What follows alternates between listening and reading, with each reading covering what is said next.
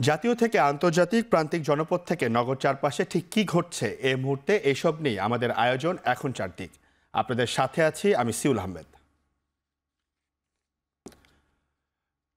চট্টগ্রামের রিয়াজউদ্দিন বাজারে আগুন লেগে মারা গেছেন ৩ জন। বৃহস্পতিবার রাত ১:৩০টায় ৮তলা মার্কেটের দ্বিতীয় তলায় বৈদ্যুতিক শর্ট সার্কিট থেকে আগুন লাগে। এই ঘটনায় আহত হয়েছেন আরও ২ জন। মোহাম্মদিয়া মার্কেটের দ্বিতীয় তলায় ব্রাদার্স টেলিকমে আগুন লাগে, যা ছড়িয়ে পড়ে পাশের রিদওয়ান মার্কেট ও বাহার মার্কেটে। খবর পেয়ে ফায়ার সার্ভিসের ৮টি ইউনিট আগুন নিয়ন্ত্রণে আনে। এ সময় পুড়ে যায় ৪টি দোকান।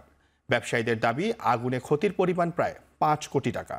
চট্টগ্রামে সবচেয়ে বড় এ পাইকারি বাজারে ছোট বড় ১১০টি মার্কেট রয়েছে, যেখানে কাজ করেন প্রায় ১০,০০০ শ্রমিক। অগ্নিঝুঁকিতে থাকায় আতঙ্কিত এখানকার কয়েক হাজার শ্রমিক ও কর্মচারী।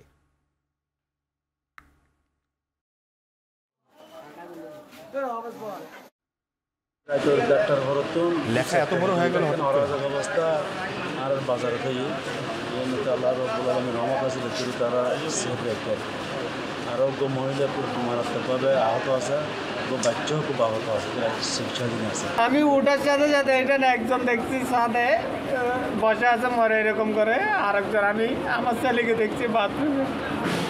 ধোঁয়ায় মানে ভেন্টিলেশন কোনো সিস্টেম নাই, যার জন্য আমাদের খুব একটা চ্যালেঞ্জিং হইতেছে। এই চ্যালেঞ্জিং অপেক্ষা করে দিয়েও আমরা আল্লাহর রহমতে একটা দোকান বেশি খরচ হয়েছে, আর বাকি দোকানগুলো সামান্য ক্ষতিগ্রস্ত হয়েছে। তো সেরকম যেরকম হওয়ার ইচ্ছা ছিল সেরকম আমরা ঘটতে দেইনি। আল্লাহ আমাদের সহায় করছে। বাংলাদেশের উপর মৌসুমী বায়ু সক্রিয় থাকায় আগামী ৩ দিন ভারী বৃষ্টির পূর্বাভাস দিয়েছে আবহাওয়া অফিস। তাই সমুদ্র তীরবর্তী উপকূলীয় এলাকা চট্টগ্রাম, কক্সবাজার, মোংলা ও পায়রা সমুদ্র বন্দরে ৩ নম্বর সতর্ক সংকেত জারি করা হয়েছে।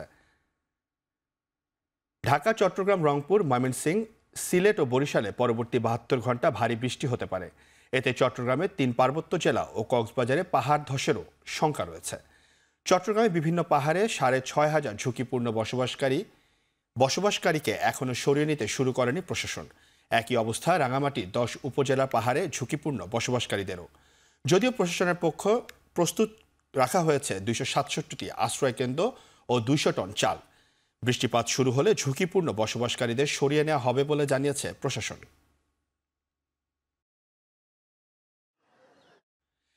দীর্ঘদিন ধরে নিত্যপণ্যের দরে বাজারে হাঁসফাঁস অবস্থা সাধারণ মানুষের। বন্যা পরিস্থিতি ও বৃষ্টির জন্য সরবরাহে কিছুটা ঘাটতি তৈরি হয়, বেশিরভাগ পণ্যের দাম ঊর্ধ্বমুখী। উজানের ঢল আর ভারী বর্ষণের কারণে রাজধানীর বাজারে বেড়েছে বেশ কিছু শাকসবজির দর। বিক্রেতারা জানান, নানা কারণে পণ্যের দাম চড়া। অধিকাংশ সবজির দাম বেড়েছে কেজিতে ২০ থেকে ২৫ টাকা।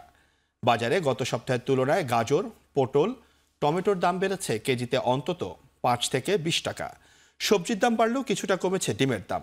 অন্যদিকে স্থিতিশীল আছে মুরগি, মাছ ও মাংসের দর।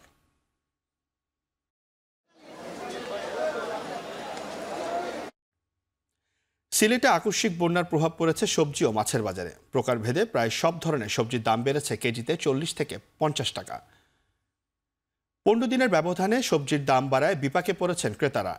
তাই ব্যবসায়ীরা বলছেন, বন্যায় মাঠের বেশিরভাগ সবজি নষ্ট হয়, বাড়তি দামে সবজি কিনে বিক্রি করতে হচ্ছে তাদের। এছাড়া পানিতে ভেসে গেছে পুকুর ও খামারের মাছ। সরবরাহ কমায় দামও বাড়তি পাইকারি বাজারে। এদিকে গত ১ মাস ধরে নোয়াখালীতে অস্থির ডিমের বাজার। প্রতি হালি ডিম বিক্রি হচ্ছে ৫৩ থেকে ৫৫ টাকায়, যা ১ মাস আগে ছিল ৪৫ থেকে ৪৮ টাকা। এদিকে সাভারে একদিনের ব্যবধানে মুরগির দাম কেজিতে বেড়েছে ২৫ টাকা, আর সোনালী মুরগি কেজিতে ৩০ টাকা বেড়ে বিক্রি হচ্ছে ৩০০ টাকায়।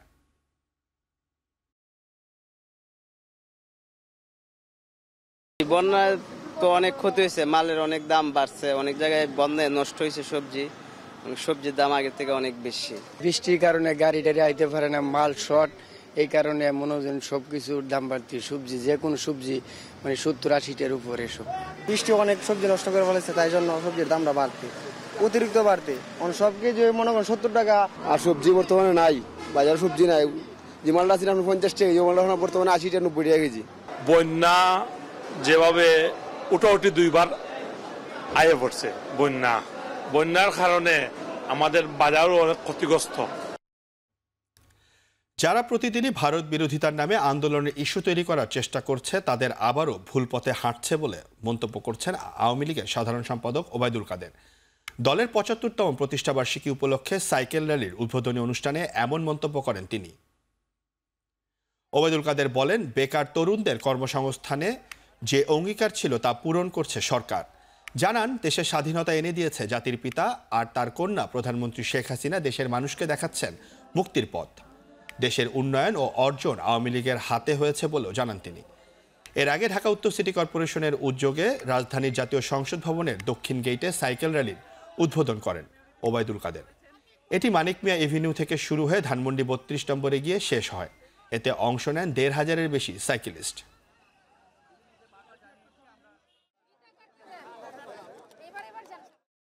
বিরোধিতার নামে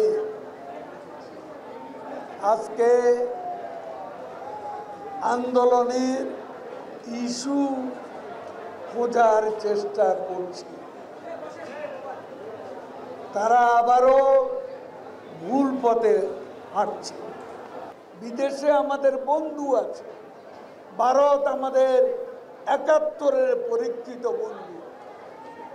আপনারা তো হৃদয়ে চেতনায় স্বাধীনতা ধারণ করেন না, কাজে ৭১-এর চেতনাও আপনারা ধারণ করেন না। আমরা যা করি, বঙ্গবন্ধুর কন্যা বাংলাদেশের স্বার্থেই করেন। স্বার্থ টিকিয়ে দিয়ে কারো সাথে বঙ্গবন্ধুর কন্যা কোনো বন্ধুত্ব বন্ধনে আবদ্ধ হন। আমরা পরবর্তী আয়োজন করব দিয়াবাড়িতে, আমরা করব ৩০০ ফিটে। আমরা এটা প্রথম আমরা টেস্ট করেছি এবং দেখেছি যে জনগণ কিভাবে এই সাইকেলটাকে তারা অ্যাকসেপ্ট করেছে, এবং বিশেষ করে বাচ্চারা কিন্তু সবাই খুব খুশি হয়েছে। এবং আমি মনে করি বাচ্চাদের জন্য একটা সাইকেল অ্যারেঞ্জমেন্ট করা দরকার। চট্টগ্রাম বন্দরে কন্টেনার ভর্তি ৫০ লাখ বিদেশি সিগারেট জব্দ করেছে চট্টগ্রাম কাস্টমস কর্তৃপক্ষ ও শুল্ক গোয়েন্দা দপ্তর। কাস্টমস কর্তৃপক্ষ জানায়, ব্যাংকক থেকে ৫,০০০ টন ওজনের পানির ফিল্টার আমদানির ঘোষণা দেয় ঢাকার হেমকো কর্পোরেশন লিমিটেড। গেল বৃহস্পতিবার দুপুরে সিঙ্গাপুরের পতাকাবাহী একটি জাহাজ চালানটি নিয়ে চট্টগ্রাম বন্দরে এসে পৌঁছায়। মধ্যরাতে কন্টেনারটি নামিয়ে পরীক্ষায় দেখা যায় পানির ফিল্টারের বদলে এসেছে ২৫০০ কার্টুন বিদেশি সিগারেট। চালানটি খালাসের দায়িত্ব ছিল চট্টগ্রাম আগ্রাবাদের জাহান চেম্বার প্রতিষ্ঠানের ফাস্ট ট্র্যাক কার্গোর। এই ঘটনায় আইনি ব্যবস্থা নেওয়া হবে বলে জানিয়েছে কাস্টমস কর্তৃপক্ষ।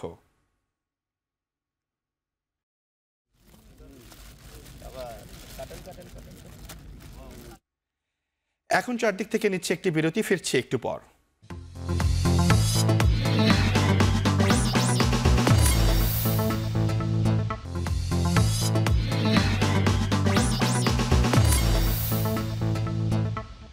বিরতির পর আবারও ফিরে এলাম, আপনারা দেখছেন এখন চারদিক। ৪ বছর পর নির্বাচনের আগে বিতর্কে মুখোমুখি হলেন মার্কিন প্রেসিডেন্ট জো বাইডেন ও সাবেক প্রেসিডেন্ট ডোনাল্ড ট্রাম্প। বিতর্কে দুই নেতাই দেশের নানা সংকট সহ বৈশ্বিক ইস্যুতে একে অন্যকে অভিযুক্ত করেন। এই সময় ইউক্রেনের সামরিক সহায়তা দেওয়ায় বাইডেনের কড়া সমালোচনা করেন ট্রাম্প। পাল্টা অভিযোগ এনে বাইডেন বলেন, ন্যাটো থেকে যুক্তরাষ্ট্রকে বের করতে চান ট্রাম্প। যদিও গাজায় ইসরায়েলের সেনা অভিযান নিয়ে খুব বেশি আলোচনা হয়নি বিতর্কে। বাইডেন বলেন, তার আমলে যুক্তরাষ্ট্র আরও উন্নত হয়েছে। অন্যদিকে ট্রাম্প বলেন, বাইডেনের সময় দেশে মূল্যস্ফীতি আর বাণিজ্য ঘাটতি বেশি। বিশ্বে তৃতীয় বিশ্বযুদ্ধ শুরুর দ্বারপ্রান্তে বাইডেন নিয়ে গেছেন বলে অভিযোগ করেন ট্রাম্প। সংবাদ মাধ্যম CNN-এর আয়োজনে এই বিতর্ক চলে 90 minute. Black population is horrible, including the fact that for 10 years he called them super predators. প্রয়াত প্রেসিডেন্ট ইব্রাহিম রাইসির উত্তরসূরি নির্বাচনে ইরানে চলছে ভোট। স্থানীয় সময় সকাল ৮টায় শুরু হওয়া ভোট গ্রহণ চলবে সন্ধ্যা ৬টা পর্যন্ত। ভোটে মূল প্রতিদ্বন্দ্বী ৪ জন। তারা হলেন পার্লামেন্ট স্পিকার মোহাম্মদ বাঘির গালিবাফ, আইন প্রণেতা মাসুদ পেজেশকিয়ান, জ্যেষ্ঠ নিরাপত্তা কর্মকর্তা সাইদ জালিলি ও নিরাপত্তা কর্মকর্তা মোস্তফা পর মোহাম্মদী। প্রায় ৮০ জন মনোনয়ন প্রত্যাশীর মধ্য থেকে প্রেসিডেন্ট প্রার্থী হিসাবে লড়াইয়ে মনোনীত হয়েছেন তারা। প্রত্যেকেই দীর্ঘদিন ধরে রাজনীতির সঙ্গে যুক্ত। নতুন প্রেসিডেন্টের জন্য সবচেয়ে বড় চ্যালেঞ্জ হবে দেশের অর্থনীতি পুনরুদ্ধার। 2021 সালে নির্বাচনের পর আঞ্চলিক যুদ্ধ, বিরোধী মত দমন সহ নানা ইস্যুতে আলোচিত ইরানের এবারের নির্বাচনেও ভোটার উপস্থিতি কম হবে বলে ধারণা করা হচ্ছে। শুক্রবারের ভোটে কোনো প্রার্থী একক সংখ্যাগরিষ্ঠতা পেতে ব্যর্থ হলে দ্বিতীয় দফায় ভোট অনুষ্ঠিত হবে আগামী 5 জুলাই। 38 বছরে সর্বনিম্ন অবস্থানে পৌঁছেছে আন্তর্জাতিক মুদ্রা বাজারের অন্যতম প্রধান মুদ্রা জাপানের ইয়েন। প্রতি মার্কিন ডলারের বিপরীতে মিলছে 161 ইয়েন। শেষবার 1986 সালে ডিসেম্বরে এতটা দুর্বল হয়েছিল ইয়েন। বৃহস্পতিবারই $1 160 নেমে ইয়েনের বিক্রয় মূল্য। গেল মার্চ মাসে জাপানের কেন্দ্রীয় ব্যাংক ঋণাত্মক সুদ হার নীতির অবসান ঘটানোর পর থেকেই কমতে শুরু করে ইয়েনের মান। বর্তমানে জাপানে কেন্দ্রীয় ব্যাংকের সুদের হার 0 থেকে 0.1%, যেখানে যুক্তরাষ্ট্রে এ হার 5.5 থেকে 5.5%।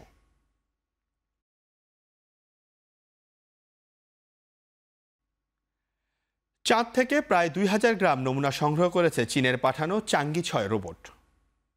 শুক্রবার এ তথ্য জানায় চীনের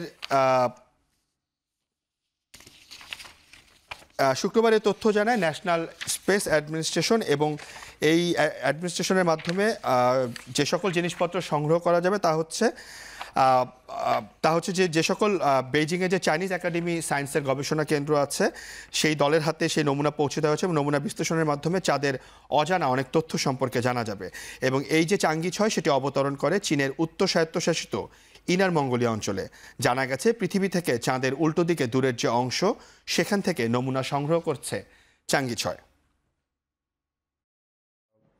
Is a great achievement not only for China but one particular aspect for this mission is এখন চারদিক থেকে নিচ্ছে আরেকটি বিরতি, ফিরছি একটু পর।